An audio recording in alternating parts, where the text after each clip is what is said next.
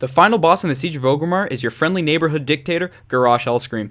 Garrosh is a 4-phase fight if you include the transition phase. The easiest way to explain the fight is going to be to break it down into each phase and explain it. Phase 1. During this phase, there are a few things to make note of. The phase will last until Garrosh reaches 10% health, where he will heal to full and send your team into a transition phase. One tank will need to tank Garrosh close to the middle of the room, while the off tank picks up the adds. The ability Desecrate targets a random ranged raider, creating an AoE in a 15-yard radius and creating a desecrated weapon at the location. The leftover desecrated weapon will be surrounded by a void zone that will disappear when killed. Ranged DPS need to get on these in a timely manner, although they are not a humongous priority. Garrosh will use this about every 40 seconds, and ranged DPS need to stay away from Garrosh to prevent these desecrated weapons from spawning on top of the DPS. Hellscream's Warsong will buff any alive adds by 150% increased health and damage. He will use this every 30 seconds, so when he does use this, the adds will really start to wreck you, so pop a cooldown if you're getting railed. During this phase, 3 kinds of adds will spawn: the Korokron Warbringers, Farseer Wolf Riders, and the Siege Engineers. The off tank should tank the Warbringers and the Farseers away from the boss. The Korokron Warbringers will spawn 6 in total, 3 coming from each side of the room.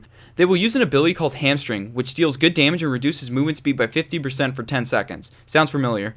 These assholes will spawn every 40 seconds. If the number of adds becomes too overwhelming, DPS should AoE these guys down.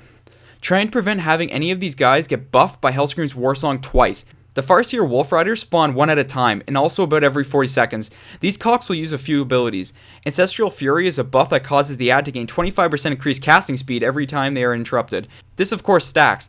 Ancestral Chain Heal is an interruptible chain heal that will be used on Garrosh and other ads. Chain Lightning is the same thing as a Shaman's Chain Lightning. The Ancestral Chain Heal should be interrupted, and the DPS should single target these guys down immediately. These guys are a lot easier to deal with if they are just focused immediately. The first 2 adds are not problematic. The off tank will just need to pick up the adds when they appear and kill them. This can actually be done through a simple manner by having the adds stand in the way of one of the falling wheels, which will be explained in a moment. We'll go to this in depth a few times throughout the fight, so just chill for now. Let me start by saying that one of the ranged DPS will need to be assigned to kill one of the engineers. The 2 engineers will appear above the room. They will start casting a spell that, when finished, will release a wheel onto their side of the room. The adds have relatively low health and will spawn every 45 seconds. If the ranged DPS do not kill the engineers in 15 seconds, a wheel will fall. Each wheel will take up to 1/2 of the room. Anyone hit by the wheel will take an incredible amount of damage, inevitably killing the raider, and knock their limp corpse back. When the wheel smashes into the wall, all raid members will take good fire damage, and the damage is actually relative to how far away the players are from the wheel and the wall that it hits. The best way to deal with the engineers is as follows. Have the ranged DPS only kill one of the engineers, specifically the one that is on the same side as the raid.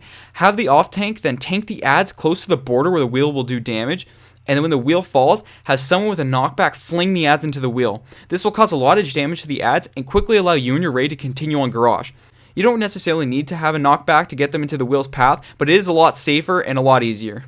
Know for that if some reason neither engineer is killed and a giant spiked wheel is rolling at you to your demise, it's actually possible to swerve in and out of the 2 wheels and avoid being killed.